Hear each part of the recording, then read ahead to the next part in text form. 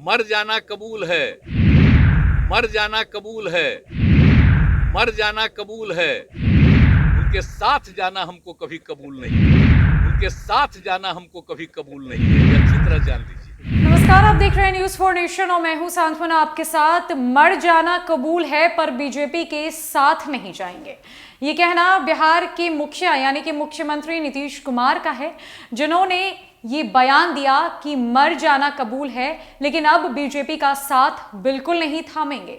जिसके बाद कयासों का बाजार एक बार फिर बिहार की राजनीति में गर्म हो चुका है। एक तरफ बीजेपी लगातार ये कह रही है कि हमने आपको बुलाया ही कब, जो आप साथ आने की बातें कर रहे हैं। 9 अगस्त साल 2022 वो दिन था जब बिहार में रातों रात बीजेपी को सत्ता से बाहर का रास्ता दिखा दिया गया और 9 अगस्त को तेजस्वी और नीतीश की महागठबंधन की सरकार बनी, जिसे 7 दलों का समर्थन है। जो एनडीए पहले सत्ता में थी वो एनडीए अब विपक्ष में जा खड़ी हो गई है। बीजेपी और नीतीश कुमार लगातार आमने सामने हैं।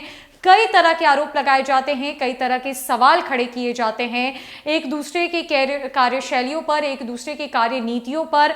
कई तरह की बयानबाजी होती है। मुख्यमंत्री नीतीश कुमार ने जो बयान ताजा दिया है कि मर जाना कबूल है लेकिन बीजेपी के साथ जाना नहीं, उस पर अब राजनीति बिहार की शुरू हो गई है। जिस कड़ी में बीजेपी के नेता निखिल आनंद ने ट्वीट कर नीतीश कुमार से 3 बड़े सवाल कर दिए हैं। वो सवाल क्या है, इस ट्वीट के माध्यम से पहले देखिए। निखिल आनंद ने ट्वीट कर लिखा है, मर जाना कबूल लेकिन भाजपा में जाना मंजूर नहीं। नीतीश जी के इस बयान पर कई सवाल हैं।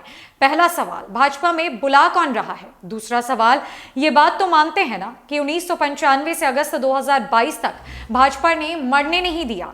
तीसरा सवाल, राजद के जहन्नुम में मजा आ रहा है ना? कई सालों से बिहार में एनडीए की सरकार थी जो साल 2022 में टूट गई और इस टूट होने के बाद बीजेपी ने साफ तौर से जदयू से किनारा कर लिया है और कहा है कि किसी भी हाल में मुख्यमंत्री नीतीश कुमार को अब बीजेपी स्वीकारेगी नहीं। नीतीश कुमार के लिए बीजेपी के सारे रास्ते और बीजेपी के सारे दरवाजे बंद हो गए हैं। मुख्यमंत्री नीतीश कुमार के इस ताजे बयान के बाद नेता प्रतिपक्ष सम्राट चौधरी ने भी अपनी प्रतिक्रिया दी थी। उन्होंने कहा था कि आपको हम ले ही नहीं रहे तो आप कहां आने की बातें कह रहे हैं। इतना ही नहीं, सम्राट चौधरी ने यह भी कहा था कि बीजेपी ने आपकी पार्टी जदयू और आप जिसे अपना बड़ा भाई मानते हैं यानी कि लालू यादव, उनकी पार्टी आरजेडी के लिए हमेशा पिता की भूमिका निभाई है, पिता का कर्तव्य निभाया है और पिता के स्वरूप में आपको मुख्यमंत्री की कुर्सी पर काबिज किया है। भूल गए हैं क्या वो वक्त जब आप हमारे साथ थे, हमने आपको मुख्यमंत्री बनाया। उसके ठीक पहले लालू यादव को जब हमारी जरूरत पड़ी तो हम सबसे पहले उनकी मदद के लिए सामने आए। एक वक्त था जब लालू यादव भी बीजेपी के सामने झुके थे। तो कहां से आप इस तरह की बातें कह रहे हैं जो पूरी तरीके से बेबुनियादी है कि आपका मर जाना कबूल है लेकिन बीजेपी में आना नहीं। तो वहीं निखिल मंडल ने कहा कि याद कीजिए ना, 1995 से लेकर साल 2022 तक हमने आपको कभी मरने दिया क्या? 18 सालों से आप बिना चुनाव लड़े बिहार के मुख्यमंत्री की कुर्सी पर काबिज है। हमने आपको कभी वहां से हटाने की कोशिश की है क्या? अब हमारे इन सवालों का जवाब दीजिए। ये भी बता दीजिए जरा कि आरजेडी जो जहन्नुम आपको दिखाने की कोशिश कर रही है, जो नरक आप महागठबंधन की सरकार में देख रहे हैं, उसमें आपको मजा तो आ रहा है ना, या दम तो नहीं घुट रहा?